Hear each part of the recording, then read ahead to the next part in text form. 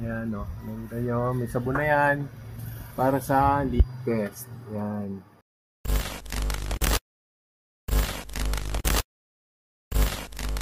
Time check tayo, 3:09 no. May recognition yung anak ko ngayon dito sa Main Square, Philinvest Life Malls no. So nagkaroon ng issue yung ating unit. Papakita ako kung anong unit yon no. Tumagal lang siya sa atin ng 5 years. So ngayon, nakakuha na ako ngayon ng unit. So ayan, dito ako ngayon sa Main Square. Isipin mo, delivery namin dito lang din. Ayan no, by parking lot lang kami nagdi-deliver.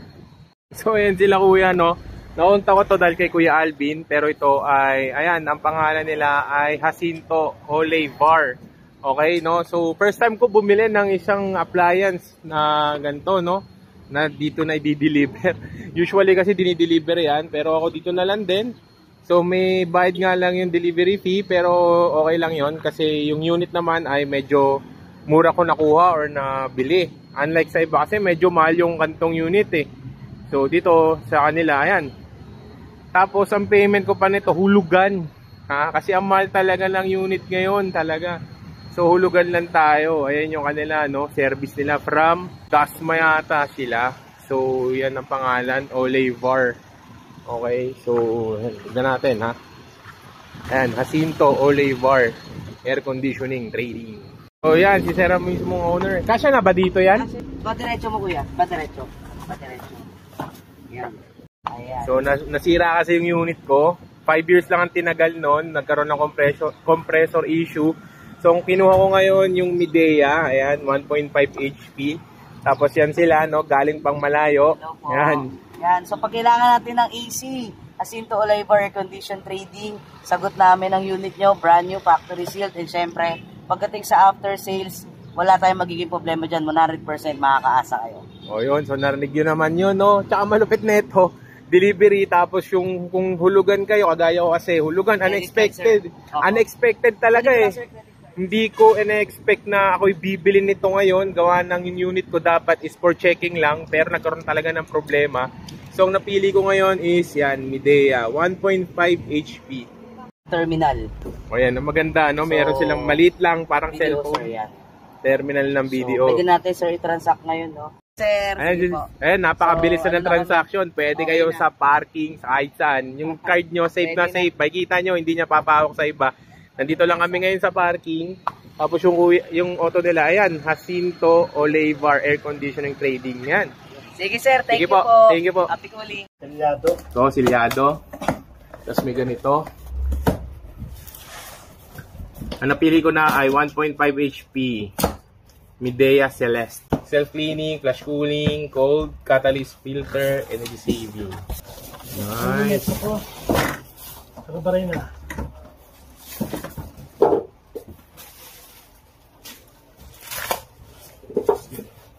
Yan na, unboxing tayo. Live unboxing. Ako mo pa rin na tapos. Magkaiba sila ng bracket. Kasi iba sila ng butas eh. So, yan ang gagawin ni Kuya. Gumamit siya ng level bar. Mga previous na nagkabit ng aircon ko, parang hindi ko nakitaan ng ganyan. So, sa base ang pangyayari, nakikabit na yung bracket sa likod. Parehas na parang, halos parehas lang din sila ni Coppel. Sa technology na lang, magkakaiba talaga. Pero sa design, almost the same. Okay, indoor unit. So, ito na, no, malalaman natin yung nagkabit nito kung 10 feet. Ha? 7 feet. 7 feet, no? Hindi naman siguro magiging 3 feet yung mga ganito natin ng mga loops na hindi pumantay. Pero, ayun, no? 7 feet lang, oh. O, sige, pag-given natin kahit 7.5. Wala pa rin siya sa standard na 10 feet. So, kailangan talaga 10 feet. Yan isa. Itong isa. Ito, uncut to. Diretso mo rin.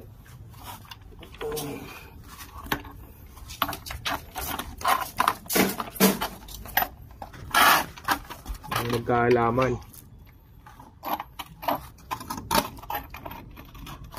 Mas matigas pala yung isa.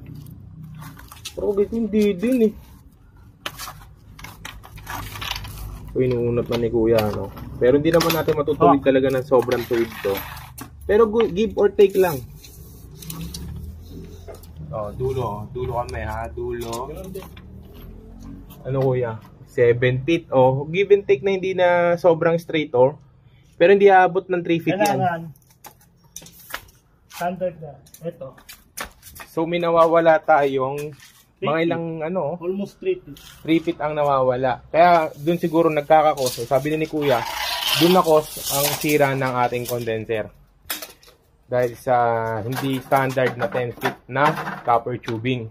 So, ito, bagong tubo. Diretso mo lang nasa tubo. Yan, diretso tubo. 1. O, nasa dulo siya, pinakadulo. Pinakadulo yan. Dali mo dyan. Dali mo.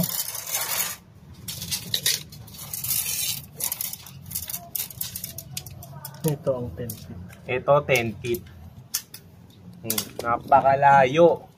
O, kung titignan nyo, hindi naman kami umabot hanggang dulo na yon. Sao? So, yan ang 10 feet. So, ito talaga, menetro na. Sinukat na namin ni Kuya.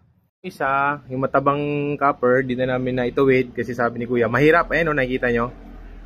Sobrang hirap. Pero kung nakikita nyo naman yung ikot niyan, diba? Isa sa ikot na ito, diba? So, yan. Yan tayo ngayon. Ang ginagawa ni Kuya ngayon is yung matabang copper tube. Didikit niya doon sa matabang inlet din ng indoor. Ayan. So, pagko-combine, yan. Tapos, gagamitan ng katala para humigpit. There you go. Yung mga itong procedure na to, ito na yung tamang procedure ng paglalagay ng aircon. Nakametro nyo na.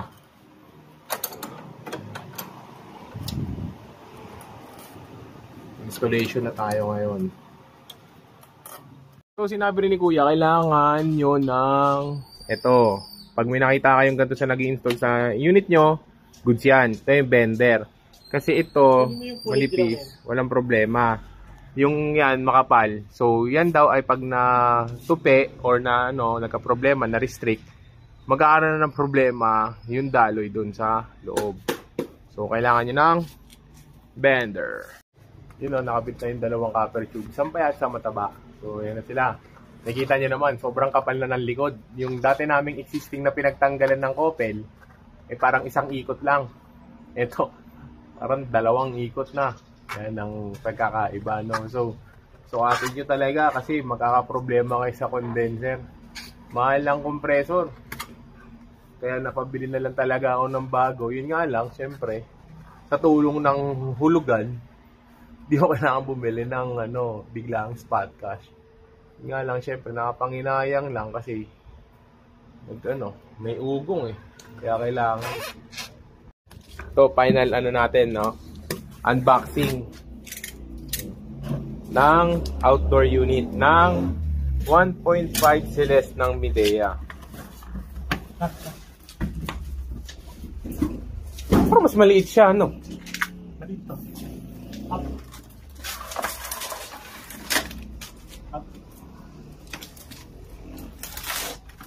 Ang napansin ko parang mas manipis to. Ay mo. Ayun. So yun, pansin ko lang. Pang compact. Pero 1.5 HP. So ayan, nakabit na ni Kuya. Midea na tayo ngayon. Compact tong Midea. Sealed. Sealed. Sealed. Okay, go. Repeat dyan lang. I-scissor na lang kayo lang. Go, scissor. Ayan, katibayan na silyado. Pati ang kanilang guidebook. Manual. Lagay mo na. Anong meron dyan? Left side. Remote. Lagay ng remote. Lagay na remote. Sabi ko na. KC certificate. Tsaka ito. Extra yata yun. Ayan. Dapat ba dito? So, yan. Yung nakuha nating temperature nasa 7.5. Yan. Nakamax siguro to. Pero yan na yung niya. 5.6 stable na. 4.9. 4.8. 4.0. So, yun ang atin, no? Ang brand natin ngayon is ito. Celeste. Midea yung brand. Tapos yung variant niya is Celeste Inverter. 1.5 HP. Ayan. Ayan. So, ito na, no? Final output natin. Nakita nyo naman, yung ating Midea Celeste inverter, no? So, energy rating niya, efficiency is 4.6. Ayan, 4.60. Ayan na nakalagay. Energy label niyan, out of the box. Hindi na namin yan tatanggalin. Tapos ito nakuha ko palang Midea Celeste is, tawag nito, basic lang. Simura ko lang siya nakuha eh. Paano basic? Wala siyang LED dito, na yung iba kasing variant meron. Tapos wala siyang swing sa left and right. Ayan. Meron siya up and down, pero yung left and right wala. Tapos LED display, ayan. Basic lang, pero para sa akin, ang content lang naman natin is magpalit ng aircon. Kasi nga yung aircon natin is yung Coppel Super Inverter 3. Yun nga lang, nag-last lang siya ngayon, nasira na siya. So, yun, medyo napagastos tayo. Pero okay lang din kasi ang isipin na lang natin na nakatipid na tayo sa kuryente for the past 5 years. Na ROI mo na yun. Yun nga lang, hindi mo talaga siya na pakinabangan ng husto. So, yung ating Celeste na inverter, ayan, okay na okay. Shoutout dun sa pinagbilan ko. Ilalagay ko na lang dito yung Facebook page nila. Tapos si Kuya Alvin, siya ay nag-install nito. Within Cavite or any, kaya daw kayong puntahan ng installer at nung shop. Nakita nyo naman yung process kung paano ko binili tong aircon na to na napaka smooth, no? Isipin nyo, nag-meet kami sa mall. O, diba? Ayan. Basta ito lang meron siya.